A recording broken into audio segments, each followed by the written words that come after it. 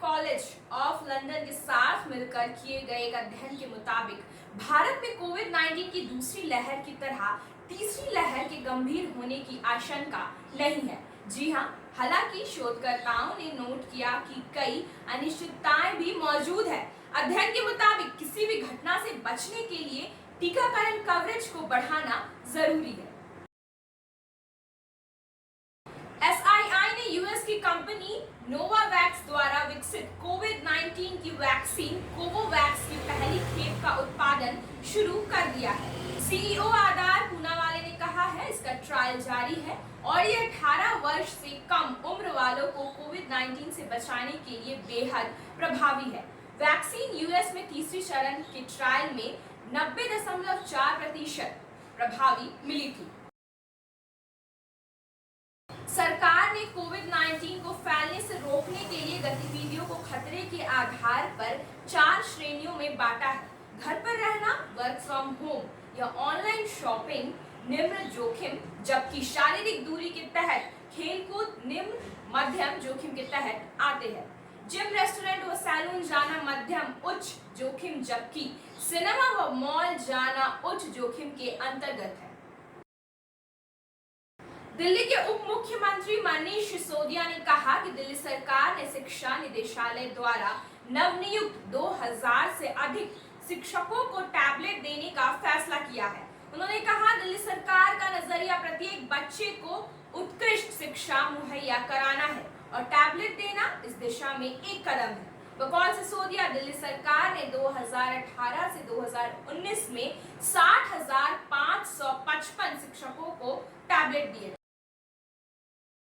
Delhi metro rail corporation के मुताबिक yellow line के 3 स्टेशन विश्वविद्यालय, सिविल लाइंस और विधानसभा जनता के लिए शनिवार सुबह 10 बजे से दोपहर 2 बजे तक बंद रहेंगे। बकौल DMRC, दिल्ली पुलिस की सलाह के अनुसार सुरक्षा कारणों से ये फैसला लिया गया।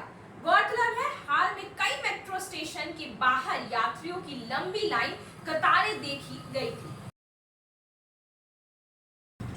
DMRC ने मेट्रो स्टेशनों के बाहर लगी लंबी कतारों को लेकर स्पष्टीकरण जारी किया है। उसने कहा, DMRC अधिकतम संख्या में ट्रेनें चला रहे हैं। ट्रेन के अंदर यात्रियों की संख्या संबंधी पाबंदियों के चलते प्रवेश को नियंत्रित किया जाता है। वर्तमान दिशा निर्देशों के अनुसार ट्रेन में एक सीट छोड़कर बैठने की अनुमति है और खड़े होकर यात्रा करने की इजाजत नहीं है। अब रुक करते हैं कृषि विभाग से जुड़े कुछ खबरों की ओर। खरसुक रोग की चपेट में आने से खेतों में खड़ी शिमला मिर्च की फसल बड़े पैमाने पर तबाह हो गई है। रोग पर नियंत्रण न होने के बाद किसानों ने शिमला मिर्च के खेतों में हल चला दिया है। इससे किसानों को लाखों का नुकसान उठाना पड़ा है। किसानों ने शिमला मिर्च की फसल उखाड़कर मक्की और गोभी की रुपाई का कार्य शुरू कर दिया है। सोलन जिले की बसार, डांगरी, जनाजी और धरोट पंचायतों में शिमला मिर्च की फसल खरसुक रोग की चपेट में आ गई थी। ज्वार चारे की मुख्य फसल है। जायद सीजन में किसान हरा चारा के रूप में ज्वार को प्रमुखता से उगाते हैं।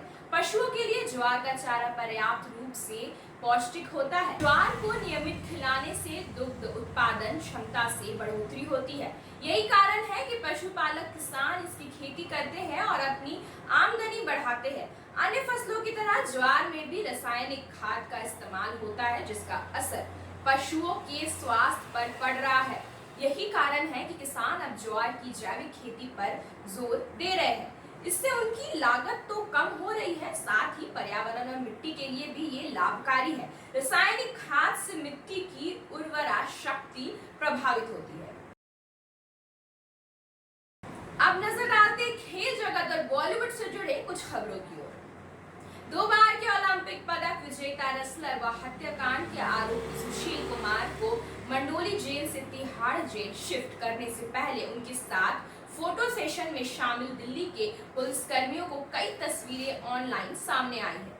गौरतलब है, सुशील और उनके कुछ साथियों को 23 वर्षीय रेसलर सागर राणा की हत्या के मामले में गिरफ्तार किया गया है।